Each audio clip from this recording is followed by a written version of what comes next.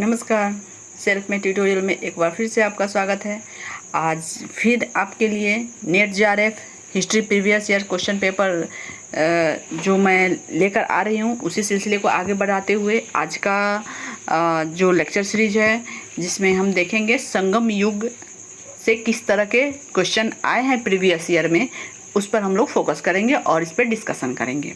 Okay, तो देखेंगे अगर संगम युग आप समझते हैं कि संगम युग, इसका नाम संगम युग क्यों पड़ा, इसमें किस तरह की बातें कही गई हैं, संगम युग इसको क्यों कहा गया, इसमें विशेष रूप से कौन से कार्य किए गए, कौन सी पुस्तकें लिखी गई, इसमें कुछ ऐसे भी टर्म्स हैं जो एग्ज़ाम में आते हैं, बहुत ही इम्पोर्टेंट है। इस पर तो हम स्पेशल टॉपिक लेकर तो हम ज़रूर से ज़रूर आएंगे।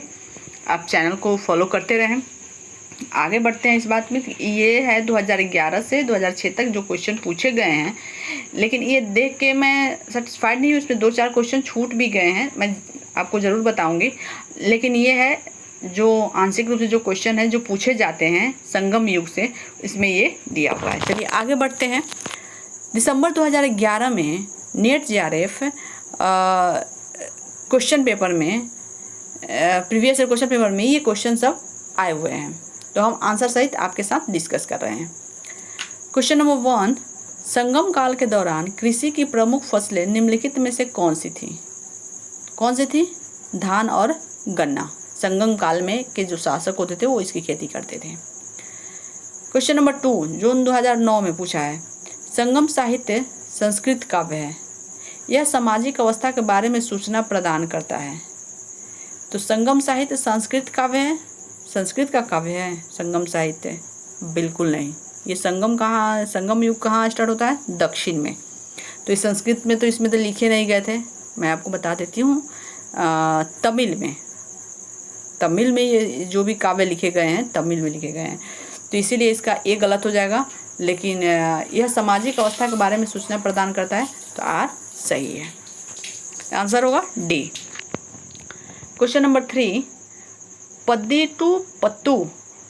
पद्दिटू पत्तू निम्नलिखित में से किन राजाओं की स्तुतियों का संग्रह है?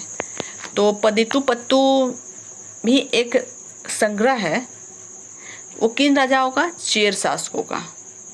संगम वंश में 3 शासकों का जिक्र होता है, चेर, चोल, पांडे। ओके, तो ये चेर वंश का उल्लेख इसमें स्तुतियों का संग्रह किया गया है। क्वेश्चन नंबर 4, निम्नलिखित में से कौन सा सही सुमेलित है कीजिए? तो यानी कि कौन सा, जैसे कुरल किसके द्वारा? कंबन द्वारा? नहीं, बिल्कुल नहीं।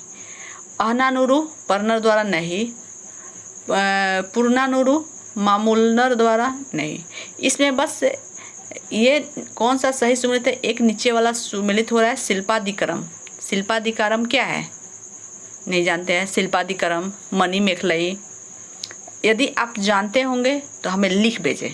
3 महाकाव्य, संगम काल के 3 महत्वपूर्ण महाकाव्य थे, जिसमें शिल्पादिक्रम का नाम आता है, मणिमेखलई का नाम आता है, एक और आता है जो मैं आपको बताऊंगी नहीं। मैं ये भी चाहती हूँ कि मैं आपका टेस्ट करूँ कि आप जानते हैं कि नहीं।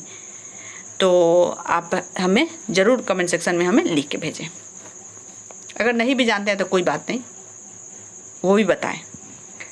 तो इसमें इलंगो डिगल इसके रचयिता थे। निम्नलिखित में कौन सा तमिल व्याकरण संबंधी ग्रंथ है?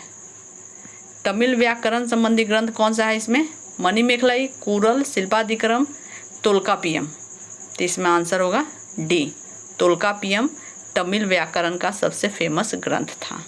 ओके, जो तोल्कापियर द्वारा लिखा गया था, एक विद्वान थे दक्षिण के। किस भाषा में लिखा गया? तमिल भाषा में लिखा गया था। ओके, तो ये रहा संगम युग से संबंधित प्रीवियस यानी पिछले ईयर के प्रश्न पत्र, विगत वर्षों के प्रश्न पत्र हैं संगम युग के, हिस्ट्री के लिए है। आप हमें ज़रूर बताएं आपको वीडियो कैसा लगा हो। वीडियो अच्छा लगा लाइक करें, शेयर करें, कमेंट करें। ओके, हम बहुत जल्द ही लेकर आएंगे गुप्त वंश। हम गुप्त